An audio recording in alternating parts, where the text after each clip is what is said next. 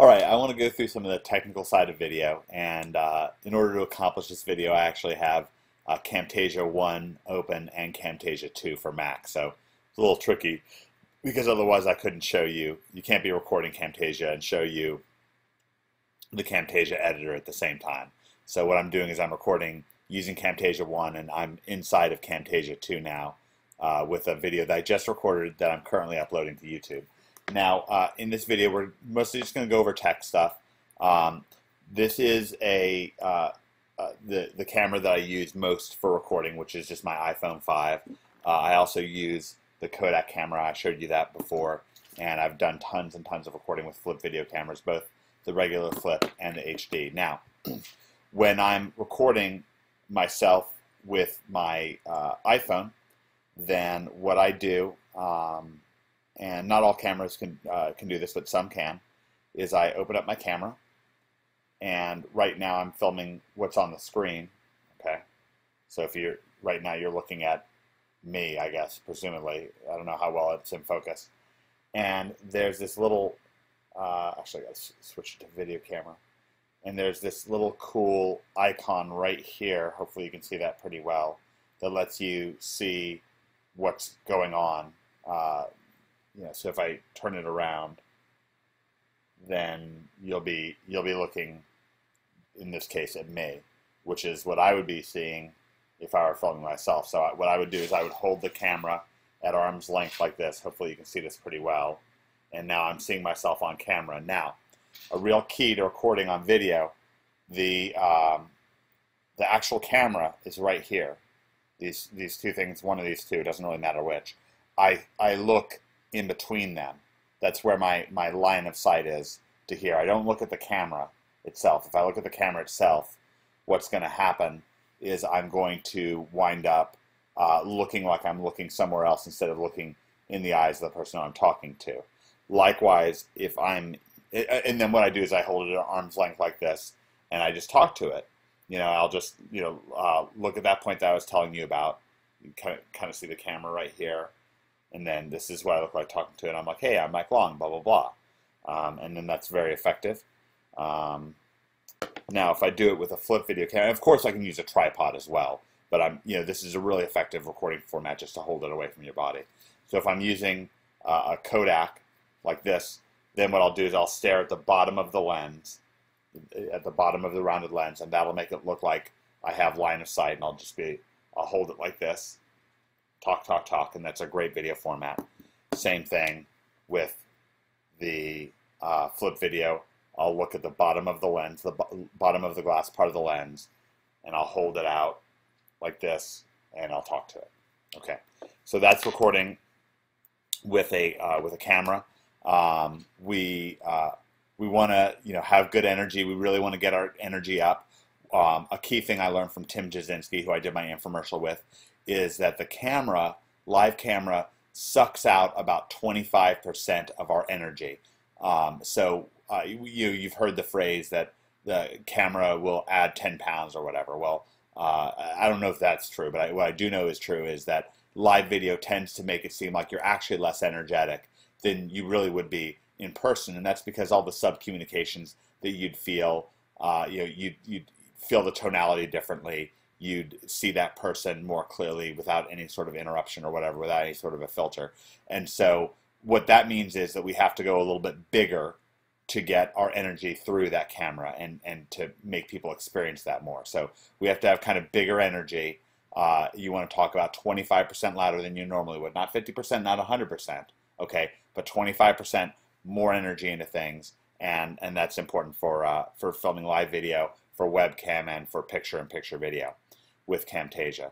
Now, in terms of using webcam, then any old built-in web camera will do. You can also buy a webcam. I would recommend a Logitech webcam. Those are just fine. Ideally, you'd want one with HD. Now, I just shot this video a few seconds before we began, and what I did was I had a video of Mystery giving a lesson, and I did some commentary before the lesson. Okay, and I'll kind of scroll through this. And I talked for a little while, and then what I do is I cut myself out of things and fade it out, and then it goes into mystery talking, and he's giving a lesson, giving a lesson, giving a lesson. And then after his lesson, then I will kind of fade back into the picture. Okay, so that's the transition. I pause things, and then I talk to round things out. Okay, so that's how I accomplish that. Just sort of move things a little bit here.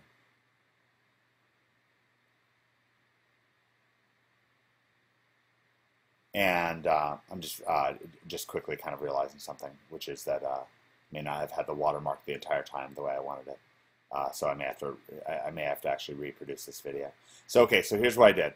I recorded the video picture in picture, and you can watch Camtasia has good tutorials for stuff, but I'm just showing you how I accomplished something.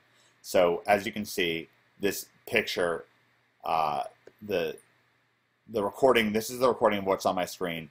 This is up here is the recording of what's on my web camera. Now, it both captures my audio external from the computer, and it captures the internal computer volume. So when Mystery's talking, you can still hear all the sub-communication. That's why it's so important. Thank you. Okay, so that's Mystery talking, and then this is me talking. It has to do with things that we sub-communicate. Things. Okay, great. So what I did was I highlighted. This was all one clip right here, just like this is one clip down here. And what I did was I highlighted the upper clip, and I selected it at playhead.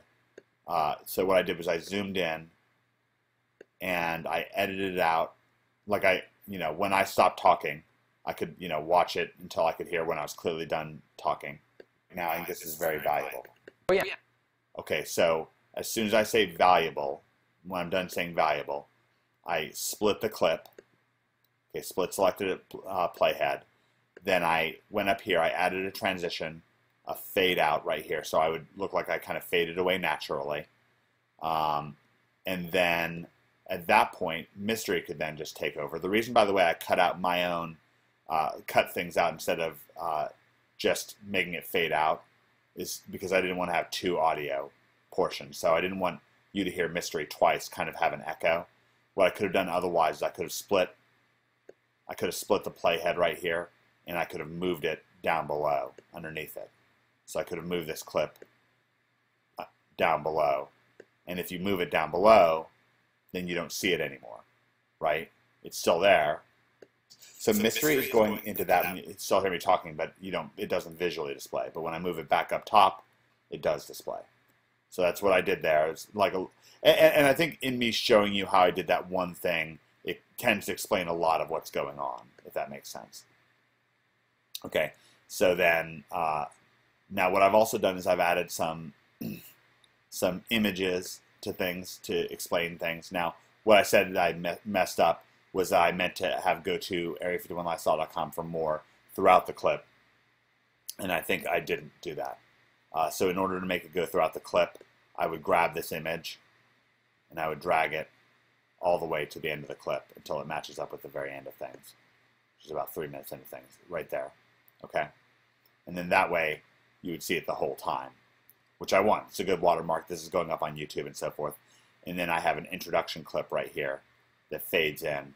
And this is something that I bought on Warrior Forum, just a .mov package that has like these cool things that slide in. And if you really want it, let me know, and I'll try to dig up my receipt and tell you who I bought it from. I don't know exactly who I bought it from.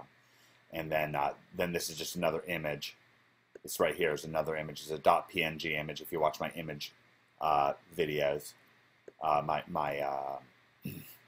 my videos on graphic design, then you'll see I talk about .png files and how they work and so forth. Obviously, it doesn't block out the rest of things. You can just see that alone, and so that works out really well.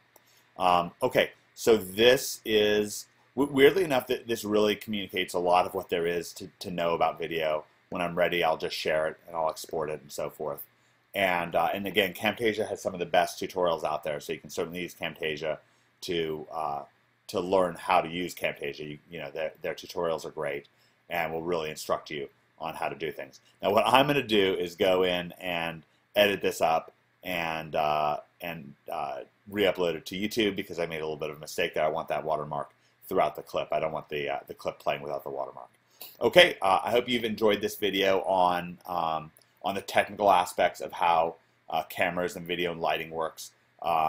With lighting, again, you just have to test and make sure that the lighting looks good. Right now, the lighting might look like I'm a little bit warm right now, which is fine for the purposes of what we're doing.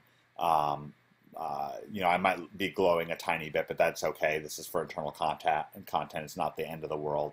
But generally, we want the lighting to look sharp and good, and so that's basically how that works. I actually have lighting in front of me. This is gonna look a little disorienting, but I'll turn the camera upside down, and you'll see that there's a light right there. That's behind the camera to warm me up a little bit, to make me look a little bit brighter. Otherwise, I would look kind of dark right now. Actually, I can just turn the light off, and you'll see for a second what I look like. I'll be just a little bit too dark here. So here I am, I'm dark.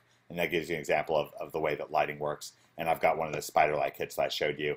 You can also use warm room light. I don't think that Greg uses lighting at all. So if your room is light enough, then that works out fine. And of course, there's daylight. Okay, I enjoyed sharing this with you. Now what I'm going to do is go into a series of video swipe files I've created for you and organized for you throughout the years of me doing video, and some of the smart things I did, some of the things maybe that I wish I had done differently, and I think that you'll learn a lot from them. Just to have a rich resource of video material to go through and study.